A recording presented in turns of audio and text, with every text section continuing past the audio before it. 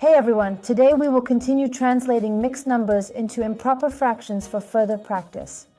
We ascertained the algorithm for performing this action with you in the previous lesson at the moment when we receive an improper fraction as the result from a calculation involving a mixed number. The algorithm is simple, but you gotta memorize it. All right, let's translate it for you using a specific example. First example, 5.16. We need to convert it into an improper fraction. What are we doing, you and me? We calculate the product of the significant portion and the entire part, perform the multiplication, and obtain a result as the outcome of the calculation. Then we add our numerator to the result we obtained in the previous step of the calculation. The denominator in this case, individuals, does not change. Do not touch this denominator because it shows how many parts we divide the whole into. Therefore, I will leave the denominator unchanged, and at this point, I will proceed to record the product of 5 multiplied by 6 added to 1. Result, 5x6 equals sine 30. 30 plus 1 equals 31/6. Is 31/6 an improper fraction? It is the 31st day of October, and that is an inaccurate statement to make. Of course, that's wrong. Let's do it again. When the fraction will be improper, when I have a numerator greater than the denominator. 31 is larger than 6, therefore this is an improper fraction. We will keep it in the same condition. If you get a reducible fraction in response, then according to the rules of mathematics, this fraction needs to be reduced. In case you happen to need assistance, feel free to reach out for help. Let's examine an example, 3.2.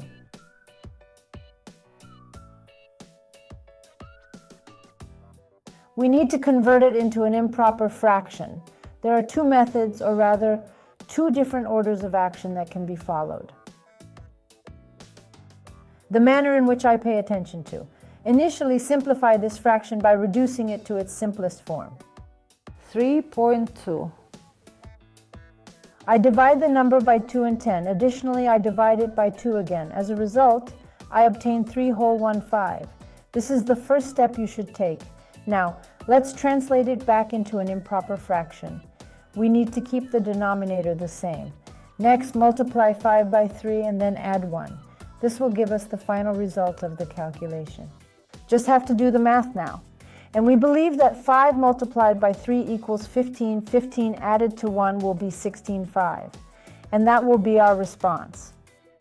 However, as I promised you, I am showing you two methods to solve it that do not differ significantly from each other.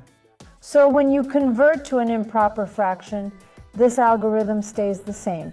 The only thing that changes is the order of actions for reducing the fraction. Either you first simplify the fraction and then convert it to an improper fraction. Either convert it to an improper fraction and then simplify it. Let's break down this method. In the initial case, we reduced the fraction jointly, then translated it. We rewrote it as an improper fraction. At this moment, we are going to approach it in a different manner. 3.2. If you find yourself a bit perplexed at this juncture, just proceed by following the steps outlined in our algorithm. Calculate the product of 10 and 3, retain the value of 10, calculate the product of 10 and 3, and then add 2 to the result. As a result, we get 10 multiplied by 3, which will be 30. 30 plus 2 will be 32. The denominator remains the same.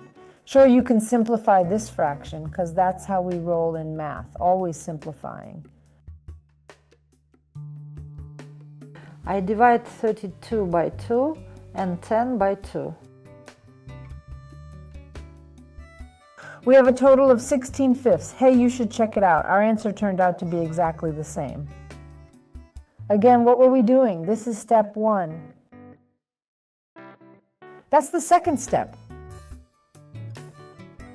In this instance, we approached it in a different manner. We made an error with the fraction, which is step 1, and then we simplified it, which is step 2. The choice of how you do it is entirely up to you. At the next class, we'll practice with our specific examples some more. And that's all for today. Goodbye until we meet again.